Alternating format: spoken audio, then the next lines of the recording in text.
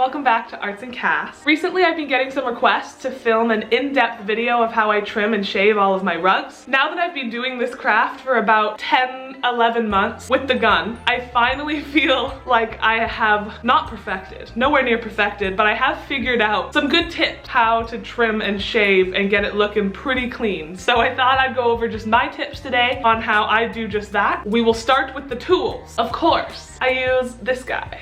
You can find him on a lot of different sites. I think I got it off of Amazon. They're a little pricey, but this thing is absolutely incredible. Comes with this dial, and when I'm trimming, I like to keep it about halfway, a little bit more. I also like to have a good pair of scissors and a long pokey like a screwdriver, or I couldn't find my screwdriver, so today we're using a chopstick. Tweezers is also a helpful tool. We're gonna get straight into that. I actually think I'm gonna start with this strawberry to show you guys. So this is before. As you can see, she's very cute, but she's not really clean. We can help, we can fix her up. So step one, I just like to take my scissors and I'm going to trim all the edges so they are clean all the way around. And then I go on a little bit more of an angle. And this doesn't have to be super clean because you're gonna go over with the shavers. You're gonna have to clean it up a little bit more anyway. We're gonna go all the way around and trim that up. I forgot to mention that another helpful tool is a good little vacuum. Clean up all your pieces, and also as you're trimming and shaving, you're gonna leave little fuzzes on your rug, and this can help just clean up any of those fuzzies. There we go, just like that, all cleaned up for reference. Before, the edges shaggy, after clean. Now we work on the front part. Taking the handy dandy shears, and we are doing an even, I was gonna say an even coat, but that doesn't make sense. An even, so I don't know. You want it even, okay? I don't know.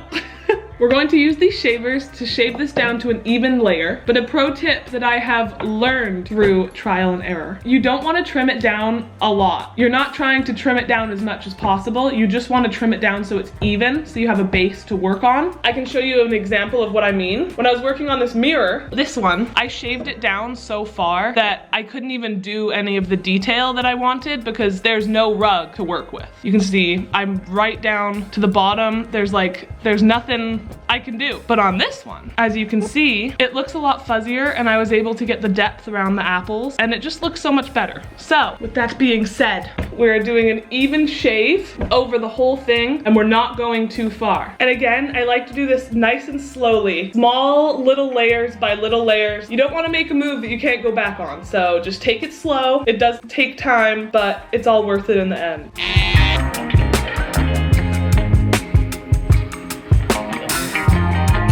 Already, she's looking so good. So I'm gonna do one trim because it's not super even. And while I do that, curving the edges. After a couple goes at it, I am happy with the layer that I've created. We are finally getting into the trimming up of these parts. I like to go around and get the lines all as straight as possible before I even start the shearing process. I find that by doing this, when we move on to shearing it, it just makes the process so much easier. So as you can see, these two circles are looking a whole lot better than these. I'm gonna go around all these edges and clean them up. We're definitely gonna have to go over and clean it up some more, but look at that. It's already looking so much better. Next, the fun and scary part. We're gonna trim this up. I'm gonna try and get you in a better angle. I'm sorry, this isn't the best, but it's what I've got. Now that we have those steps done, we're going to take our shears to separate the two colors by creating a line going this way and a line going that way. I don't even know how to explain this part without just showing it. I'm gonna start with this green part up here, and I'm gonna start with this green side. So I do it at about that angle. You want to go in at the base, and I'm just going to do it all along the green side. Let me show you how I do that.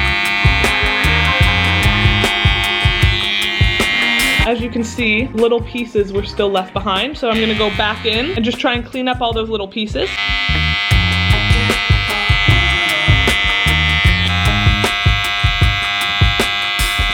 And then I'm going to do the exact same thing on the red side.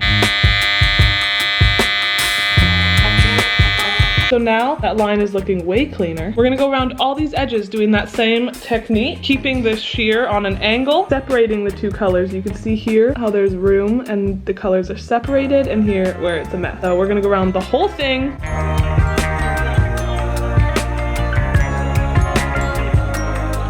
This is our final cutie that we are working with. Like I said, she is by no means perfect, but I am very happy with this trim job. Just so we have some context, this is before and this is after. I definitely have room for improvement, but I at least wanted to share some of my tips that I have learned along the way that really helped me. Thank you so much for watching. I hope that you got some tips out of this. I feel like a very much beginner, even though I've been doing this for over a year. And I definitely have imposter syndrome where I just don't feel like I should be the one giving you guys tips. But we're all learning and we're all trying here. So if my tips can help you be happy with your creations, that's all that matters, right? Again, thank you so much for watching. And until next time, peace!